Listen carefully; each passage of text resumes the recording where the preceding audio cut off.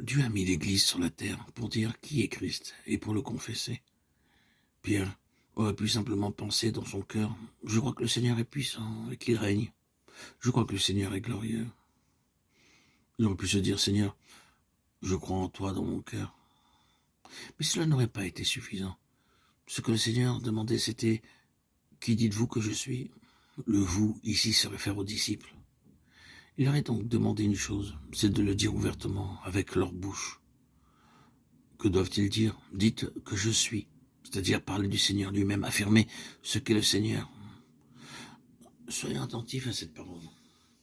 Nous devons redire que l'Église est construite sur la confession que nous faisons du Seigneur. Sur ce rocher, je bâtirai mon Église et les portes du Hadès ne prévaudront point contre elle. Si nous ne voyons pas le rapport qui existe entre l'Église et les portes du Hadès, nous ne pourrons pas réaliser l'importance que le Seigneur donne à l'usage de ce mot « dites ». Nous pouvons penser que croire dans nos cœurs ou prier est amplement suffisant. Mais si nous voyons que l'Église doit maintenir les portes du Hadès fermées, alors nous pourrons voir que le fait de déclarer Jésus de Nazareth est plein de vie, de puissance et d'autorité. Beaucoup de ceux qui ont eu affaire face aux difficultés peuvent témoigner que la foi et les prières n'ont eu aucun effet victorieux jusqu'à ce qu'un jour, ils aient pu déclarer ouvertement « Jésus, tu es Seigneur, tu es roi, tu as écrasé le méchant sous tes pieds et tu as détruit toutes les œuvres de l'ennemi. » Aussitôt après avoir déclaré ces choses, ils ont été étrangement fortifiés. Dans cette situation, la prière efficace n'est pas celle qui demande, mais celle qui déclare « Tu es ». Tu es. C'est la déclaration de foi de l'Église. Permettez-nous de redire que l'Église n'est pas édifiée seulement sur la base d'une révélation de Dieu, mais elle se construit aussi sur la déclaration des hommes qui ont reçu cette révélation.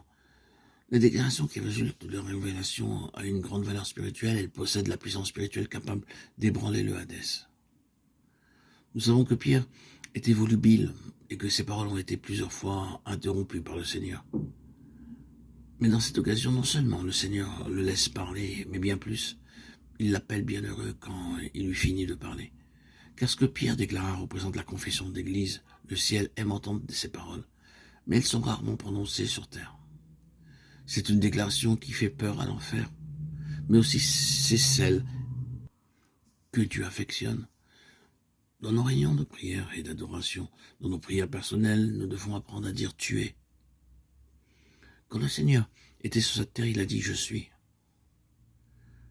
Maintenant, nous sommes heureux de pouvoir répliquer « Tu es ». Il n'y a pas d'expression plus belle que celle-là. Ce « Tu es », c'est la déclaration fondamentale de l'Église, car elle repose sur le Seigneur lui-même. L'Église s'édifie sur la base d'une confession faite par les hommes face au monde et aux méchants concernant le Seigneur, qu'ils connaissent par la révélation.